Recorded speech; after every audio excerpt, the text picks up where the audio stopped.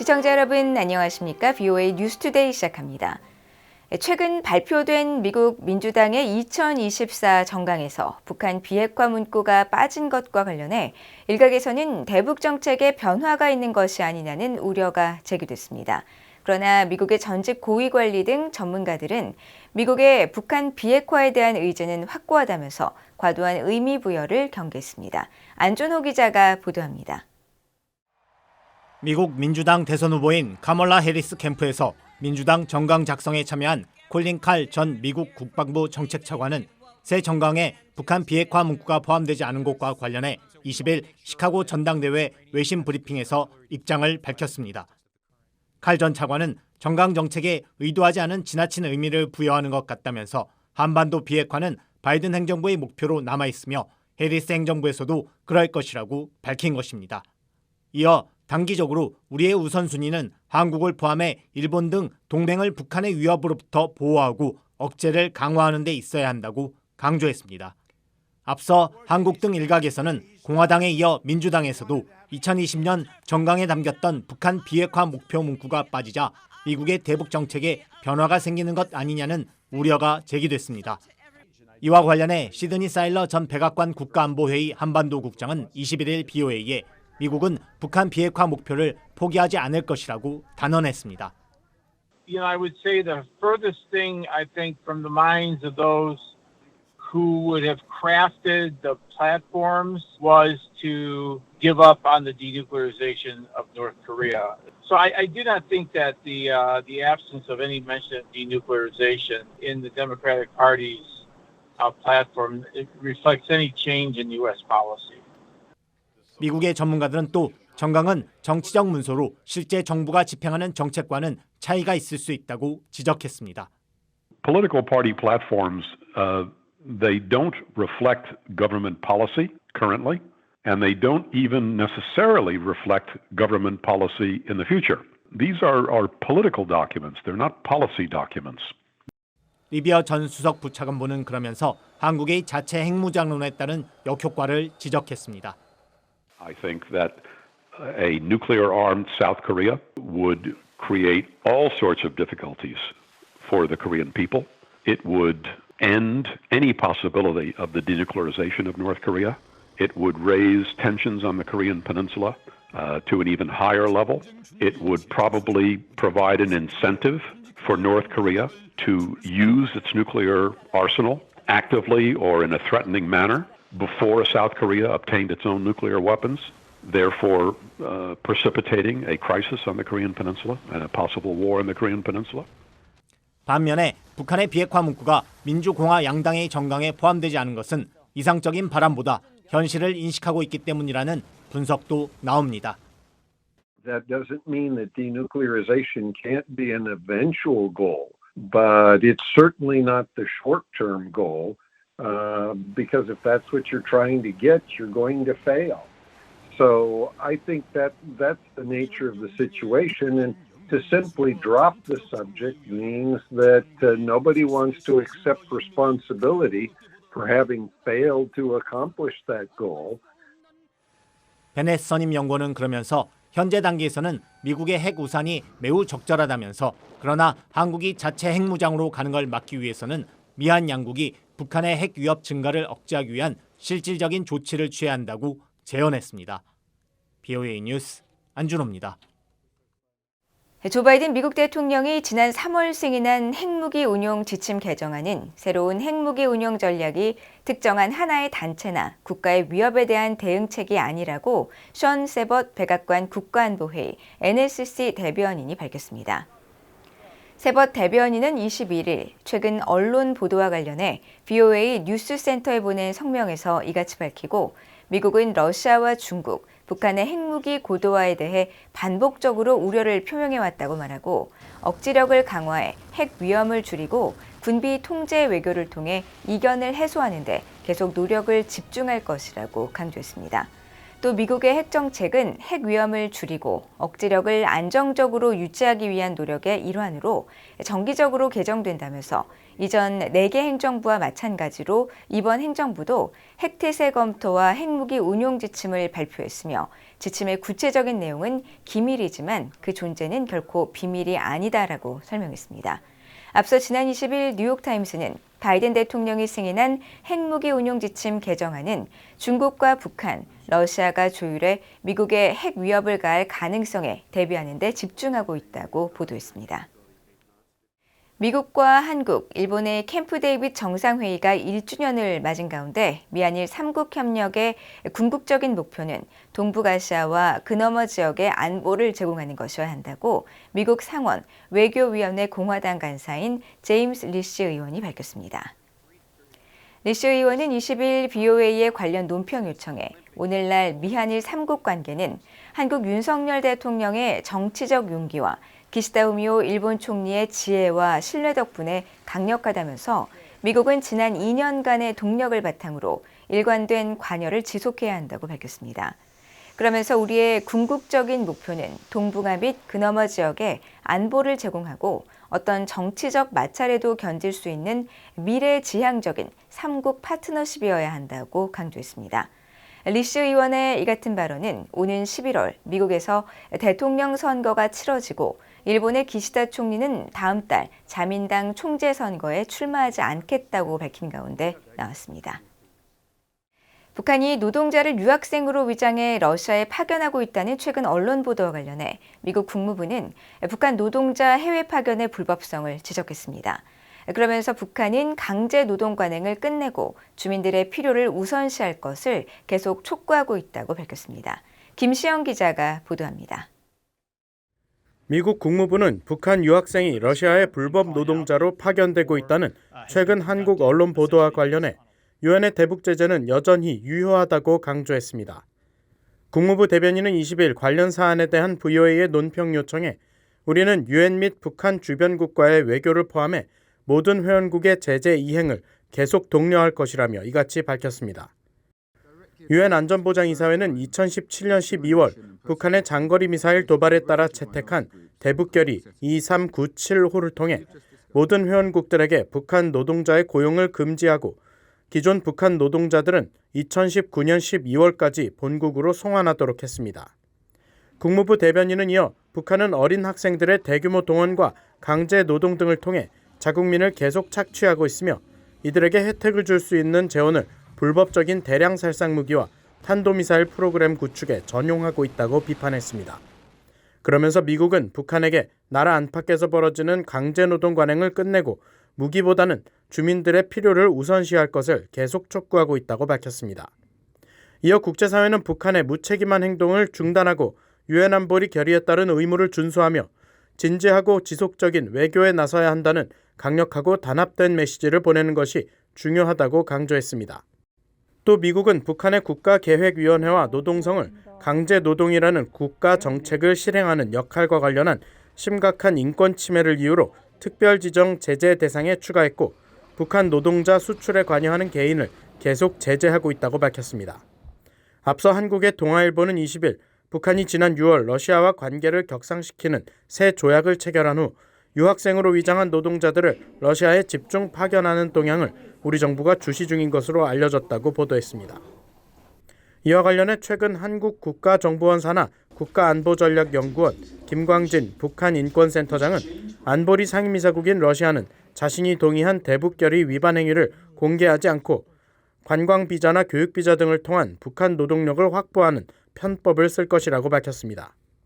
러시아 입장에서는 공개되는 그런 문서에 유엔 안보리 결의를 노골적으로 파기하거나 위반하는 그런 문구는 놓지 않았을 겁니다. 국가에서 만약 수용한다고 해도 편법을 활용할 수 있는 그런 우회로를 찾아서 할 것이다. 저는 이렇게 봅니다.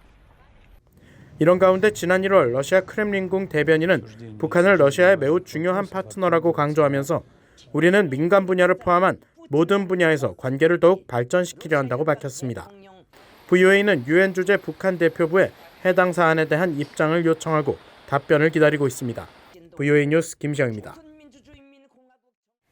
대규모 수해 피해를 입은 북한 서북 지역에 이재민용 천막단지가 평안북도에 이어 자강도까지 광범위하게 퍼져 있는 것으로 확인됐습니다. 이 압록강 줄기와 맞닿은 지역에는 어김없이 주민들이 홍수를 피하지 못한 건데, 당시 김정은 국무위원장이 열차와 고급 자동차를 대동하고 다급하게 피해 현장을 찾아갔던 것은 경제난과 식량난으로 고통받고 있는 북한 주민들의 급속한 민심 이반을 우려했기 때문이라는 지적이 설득력을 갖게 됩니다. 함지아 기자가 보도합니다. 북한 자강도 시중군 일대를 촬영한 플래닛랩스의 지난 15일자 위성사진에 주황색으로 된 지점이 보입니다.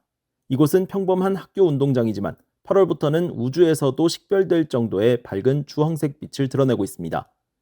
최근 BOA가 평안북도 의주군 일대에서 포착한 수재민용 대규모 천막단지가 자강도에서도 발견된 것입니다.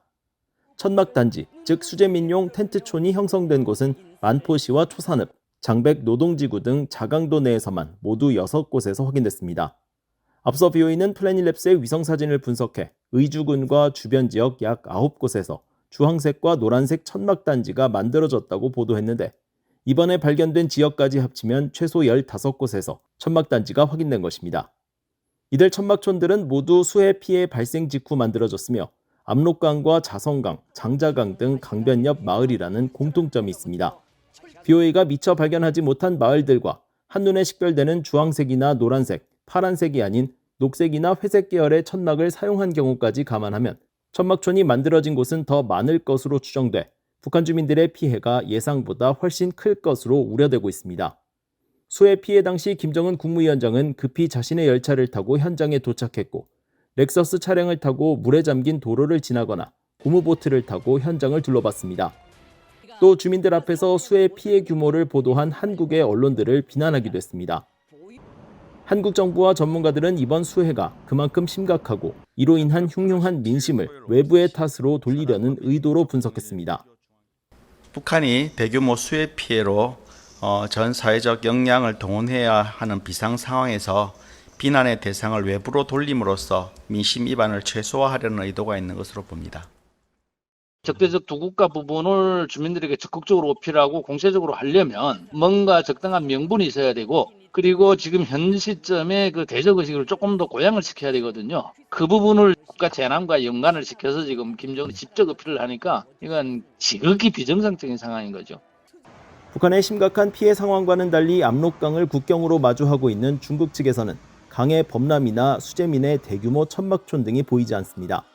같은 지역에 비슷한 양의 폭우가 쏟아져 내렸지만 북한만 큰 피해를 입은 것입니다. 제롬 소바주 전 유엔 개발계획 평양 사무소장은 이에 대해 수해를 줄이기 위해서는 제방 구축 등 다양한 대책이 필요하지만 북한에서는 수십 년 동안 해당 부문에 대한 투자가 이루어지지 않았다고 지적했습니다. BOA 뉴스 함지아입니다. 대규모 수해 피해를 입은 북한이 국제사회의 지원 제의에 호응 대신 자력 복구 의지를 보이고 있는 가운데, 북한 주재 유엔 상주 조정관실은 피해 상황을 계속 예의주시하고 있고, 우리는 북한 당국의 지원을 제안했다고 밝혔습니다. 조 콜롬바노 북한 주재 유엔 상주 조정관실은 21일 BOA에 이같이 밝히고, 별도로 지난 2016년 체결한 대북 유엔 전략계획 이행을 위한 정기 활동을 재개하기 위해 유엔 국가팀 복귀에 대한 논의가 진행 중이라고 설명했습니다. 유럽연합 집행위원회 산하 인도지원 사무국도 BOA에 북한 당국이 인도지원 단체의 북한 접근을 재개하면 먼저 내부의 필요사항을 평가해야 할 것이라면서 북한의 국경 재개 중요성을 강조했습니다. 스위스 외무부 역시 북한의 신종 코로나 바이러스 방역 조치가 완화됐음에도 인도주 의원들의 대북 접근이 불가능한 것은 유감이라며 이들의 신속하고 안전하며 방해받지 않는 대북 접근이 필수적이라고 밝혔습니다.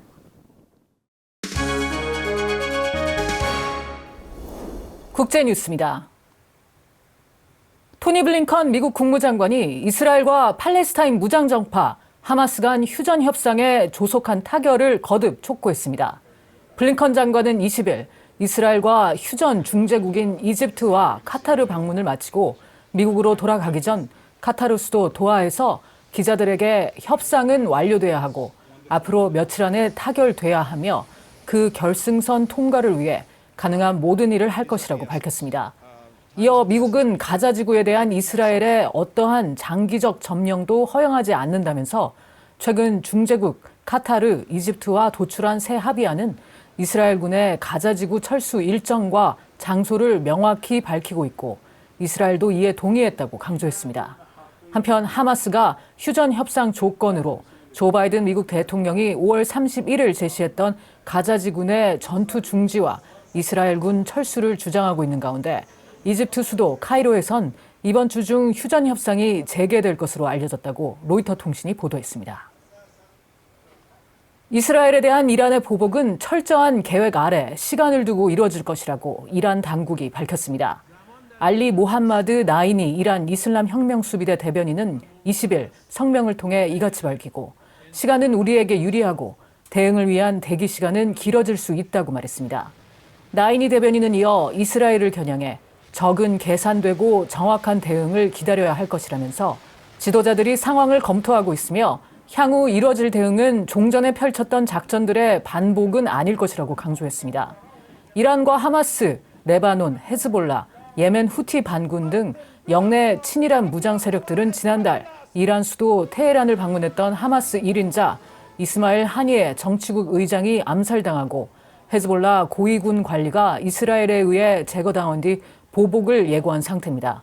이런 가운데 이스라엘군은 21일 레바논 중부 베카와 남부 아이타시 샤부 지역 내 헤즈볼라의 목표물을 공습했다며 날짜와 장소가 특정되지 않은 영상을 공개했습니다. 또 이날 소셜미디어 X를 통해 헤즈볼라가 이스라엘 북부 카츠린 마을 등지에 50여 발의 로켓을 발사했으며 일부가 민간인 지역 등에 떨어져 피해를 입었다고 밝혔습니다. 블라디미르 푸틴 러시아 대통령과 리창 중국 총리가 21일 모스크바에서 만나 실질 협력 지속과 강화를 주제로 환담했습니다. 타스, 리아 노보스티 통신 등 보도에 따르면 푸틴 대통령은 이날 러시아를 방문한 리 총리와의 회동에서 우리 두 나라는 경제와 인도주의 분야에서 대규모 협력 계획을 진행해 왔으며 앞으로도 오랫동안 계속될 것으로 기대한다고 말했습니다. 이어 양국 정부의 노력 덕분에 무역이 성공적으로 발전하고 있다면서 10월 2일은 러시아와 중국 수교 75주년이 되는 날이고 양측이 이 행사를 정식으로 축하할 것이라면서 시진핑 중국 국가주석에게 인사를 전해달라고 당부했습니다. 이에 대해 리 총리는 중국은 러시아와 전면적이고 실질적인 협력을 강화할 준비가 돼 있다고 말했습니다.